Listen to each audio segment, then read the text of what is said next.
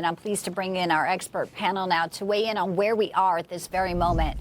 Former Trump administration ambassador to the Organization for Security and Cooperation in Europe and former governor of Virginia, Ambassador James Gilmore, good enough to join us today.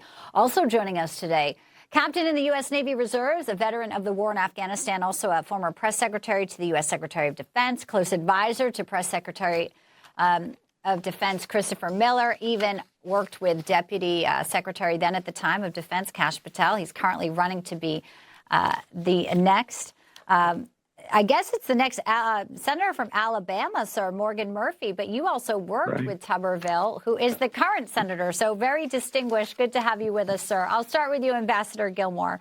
President Trump says he's disappointed, but they're also productive talks. And this is the closest than we've ever been. Obviously, a war that started under Joe Biden. What do you think it's going to take now to move it to the next step? Well, we haven't seen the new proposal, so we really don't know what they're negotiating about specifically. My view continues to be the same, which is that the Russians cannot, through their aggression and war crimes, be allowed to conquer Ukraine.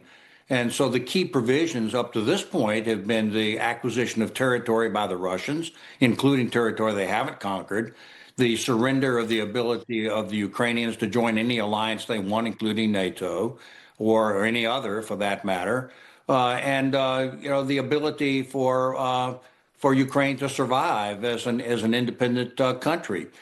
These are the issues that I think that are still in the fore, and we have to just wait and see what the further discussions are. But I would be very surprised if the Ukrainians agree to give up their territory. I think up to this point that they haven't, and I don't think we should.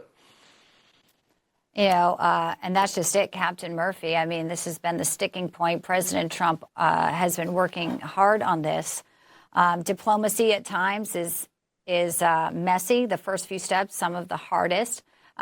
Pick up on some of the things Ambassador Gilmore just said about, the Ukrainians and their resolve not to give up land that has not been conquered, and how you negotiate around that sticking point.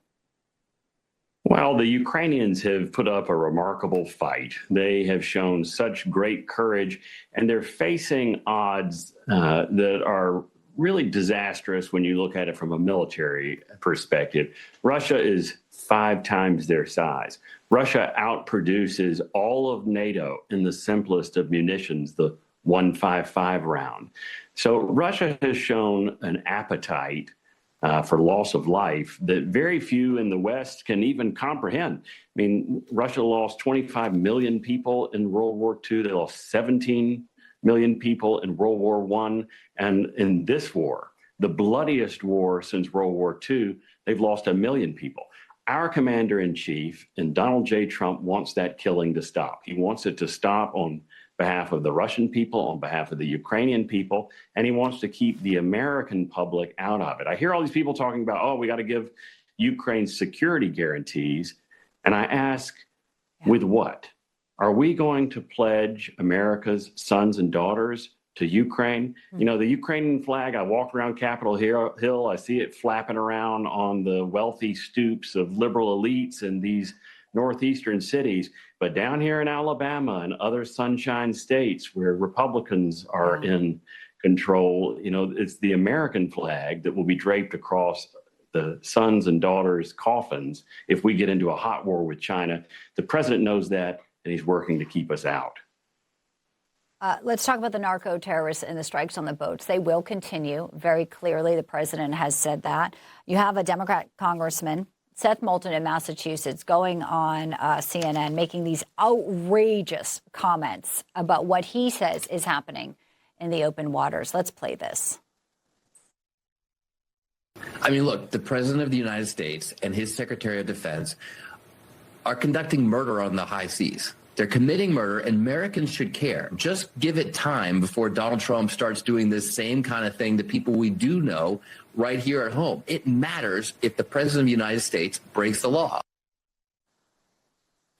As a captain in the Navy, I will let you get the first comments here, Morgan Murphy, because things like that are listening to an audience there that people are. It's dangerous rhetoric. It sounds very much like the seditious six here, trying to frame what's happening on the seas as something illegal. It is. And, if brains were TNT, he wouldn't have enough to blow his nose. You can't have a war crime if you're not at war.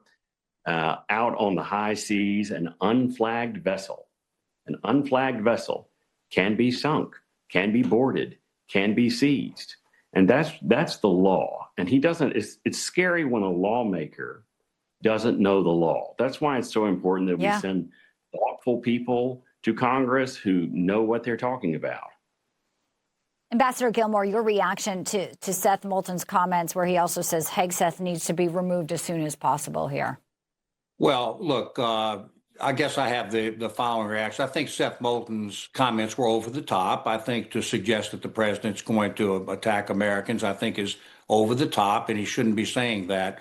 On the other hand, I think that the law is perfectly clear, both American law and international law, and that is when you have people in the water after this attack, to then deliberately kill them is a war crime if there's a war. And to the senator's point, or the senator-elect's point, maybe this isn't a war. Well, that has to be examined with respect to the congressional authority.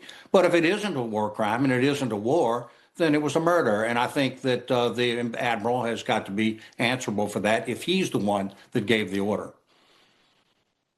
All right. I do want to talk a little bit about the Middle East because it's important to note the second phase of the ceasefire is basically about to start. Israel and Hamas, the last hostage still being held in Gaza. That's expected to hopefully bring this second phase.